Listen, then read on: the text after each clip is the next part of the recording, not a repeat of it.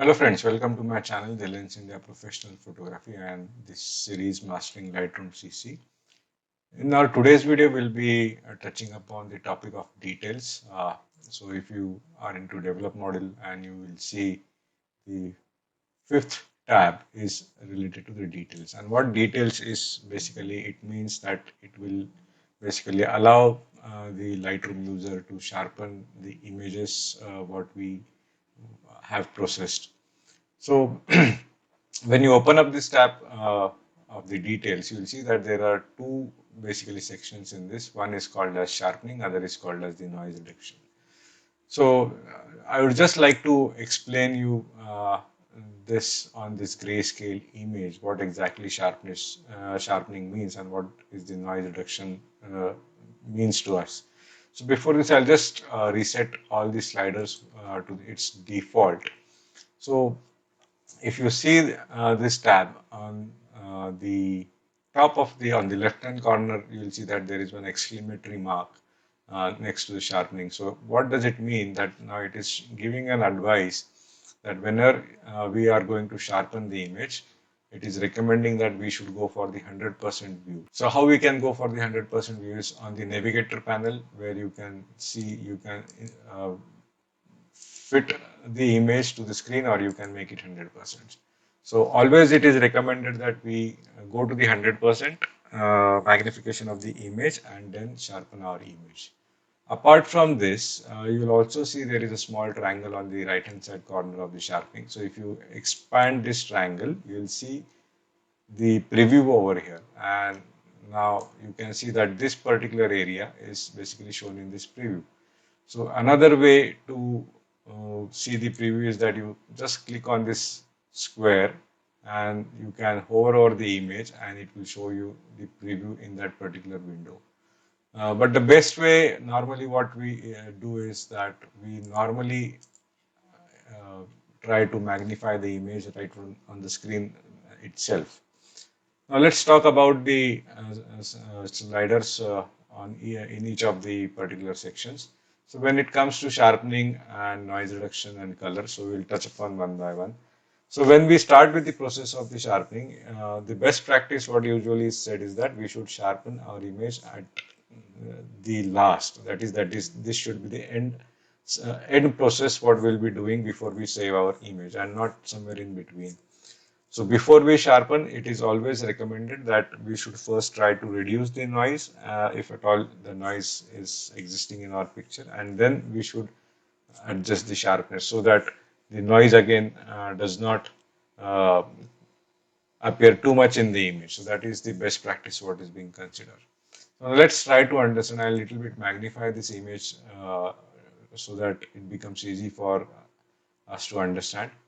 Now when I'm sliding this amount slider, or which is available in the sharpening, you can see that the edges between the tonality bars now are getting sharpened, right? So if I'm dragging it to extreme right, now you can see that there is the contrast between the edges have increased. So this is what exactly sharpening means. Sharpening means that it is sharpening the pixel on the edges, and which will make our image appear look sharper. So this is the basic thing what we are doing into the sharpening.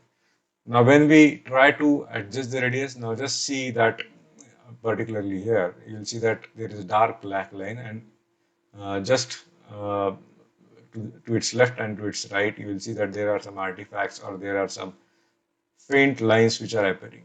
So if I start dragging these lines, you'll see that they are becoming much more sharper and they start getting accentuated. So if I drag it to extreme left, you will see that they become smaller, and they the overall width also decreases. Now when I'm again, I'll make it to 3. When I'm now sliding this detail, you'll see that still it becomes more grungy and it starts looking more sharp. So this is how the sliders will work. So particularly in majority of the cases, we did not have to play with this radius and these details, because they will hardly uh, give any impact, or maybe either they will in majority of the cases, this radius, what I will do is I'll keep it to its default, and that is to the 1. So only thing is that when I'm working with the sharpening of the eyes or something like that, so I'll drag the slider to the opposite side. This is what is my process workflow, what normally I follow when I'm sharpening the eyes. But rest of the images, I'll usually prefer to keep it as 1. So same way detail, apparently most of the cases 25 works best. Out of 100, you can say 95% of the time the details we don't have to play with. Now the last slider which is remaining is about the masking. So masking particularly, it is difficult to show with this grayscale image. So we will have to go for the real life example, and then with that example, probably it will be much more easier for us to understand.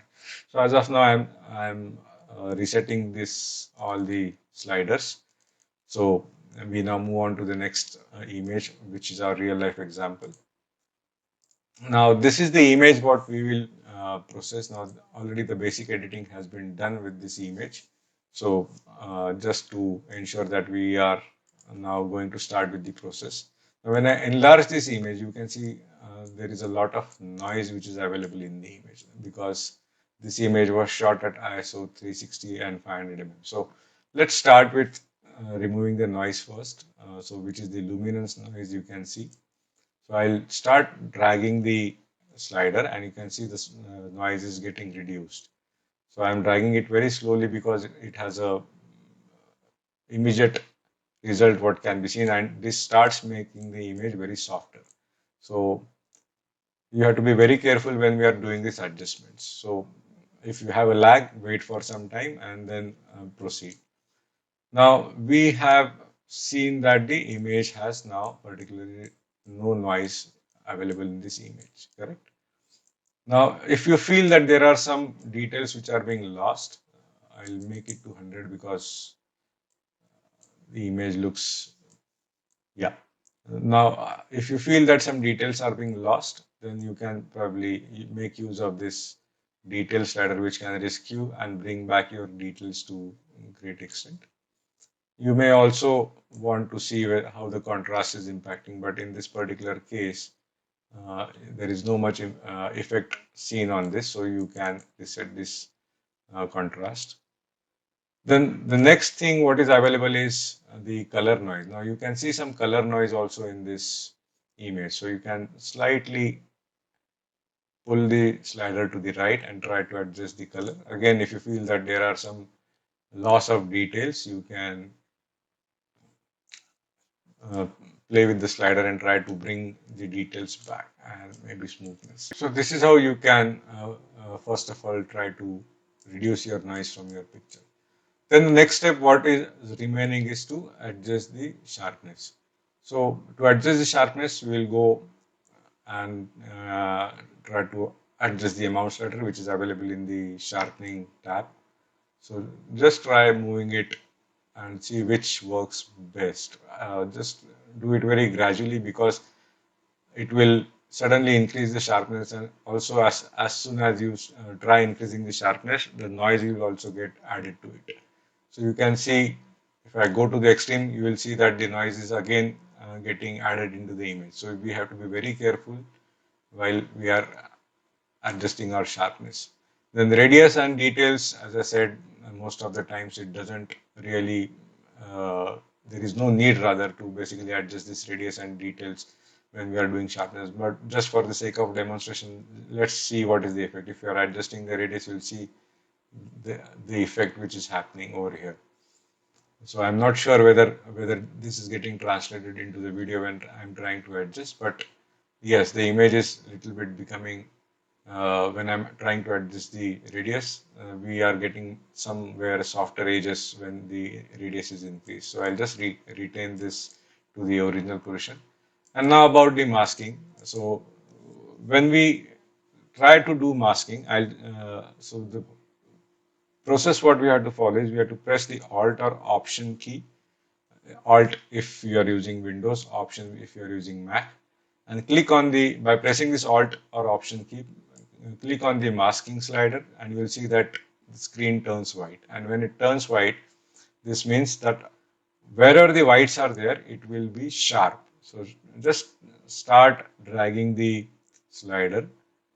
So if you so wherever it is becoming black, that means the sharpness is getting reduced at that particular place. Now you can realize that wherever we have done earlier when we did the sharpening, you could have seen that the noise was getting popped up here, and because of this masking, the noise has now reduced.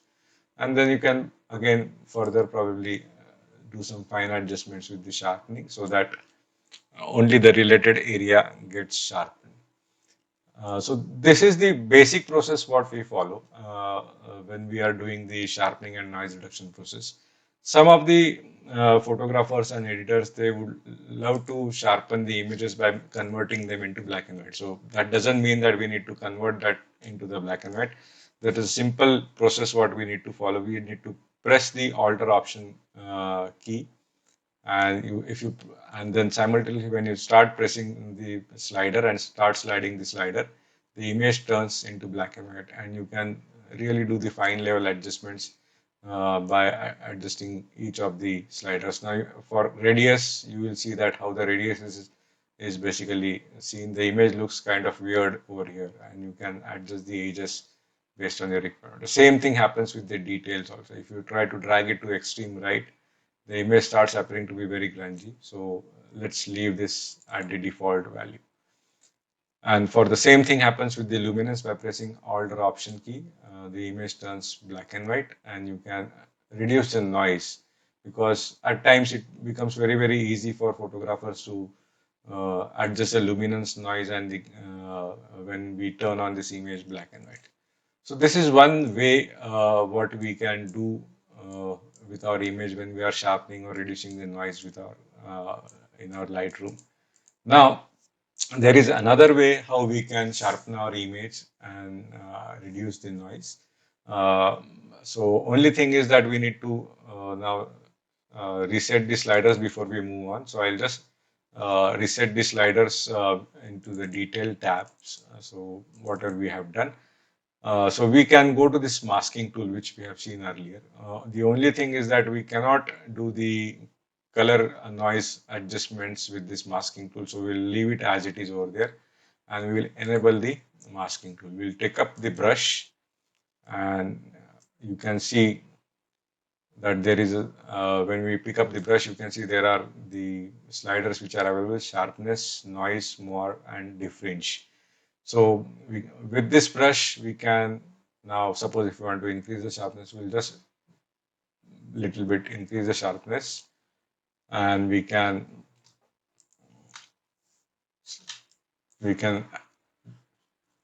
start sharpening the image wherever we want. So this local sharpening of the image on an object is pretty much easy when we don't want to add noise to the areas where we are not expecting the noise to be there.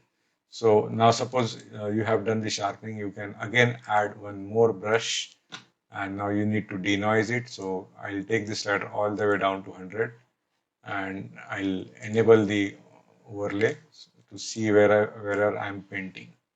So all this area where we need to remove the noise, I'm just painting on that particular area so that the noise is removed. And don't worry if you overdo it on any of the object. You can just press Alt or Option key, and you can remove the areas where you painted a little bit more. So that's it. I'm just doing it in a very haphazard way right now just to give the demonstration, but we can really do a very fine work with this type of selective, you can say, the local adjustments on the image. And now if you turn off the overlay, and if I enlarge the image, you will see before and after. This is after and this is before. So this is how the selective adjustment or the selective noise reduction in the areas of the image can be done. Reduction in the areas of the image can be done. So this is what we just wanted to study in this video today. Hope it was useful. And probably if you have any questions or comments, please feel free to put that in the comment box. So that's all for today. Thank you so much.